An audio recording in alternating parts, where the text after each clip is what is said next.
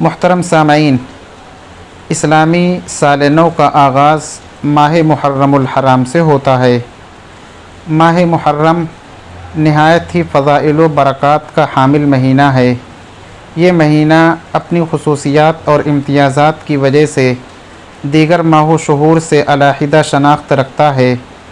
اس ماہ حرام کی حرمت اور تعظیم زمانے جاہلیت سے چلی آ رہی تھی۔ لوگ اس ماہ مقدس میں اپنی لڑائیاں موقوف کر دیا کرتے تھے اور جنگ و جدال سے باز آ جاتے تھے۔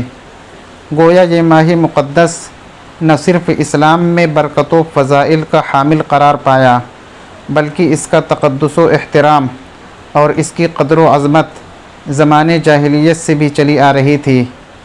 اللہ عز و جل نے قرآن کریم میں اس ماہ کی عظمت و حرمت کا اعلان کیا ہے۔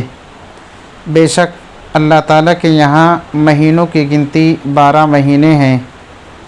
اللہ کی کتاب میں جس دن سے اللہ نے زمین اور آسمان پیدا کیے، ان میں سے 4 حرمت والے مہینے ہیں: ذوالقعدہ، ذوالحجہ، محرم اور رجب۔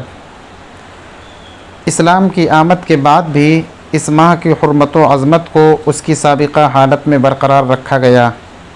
چنانچہ قرآن و حدیث میں اس ماہ کو شہر الحرام، حرمت کا مہینہ، اور شہر اللہ، اللہ کا مہینہ قرار دیا گیا ہے۔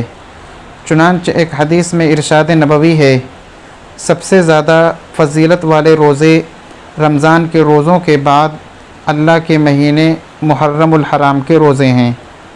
امام نووی رحمۃ اللہ علیہ فرماتے ہیں، اس روایت میں نبی کریم صلی اللہ علیہ وسلم نے ماہ محرم کو اللہ تعالیٰ کا مہینہ قرار دیا ہے، جو اس کی عظمت اور تقدس کو بتلانے کے لیے کافی ہے۔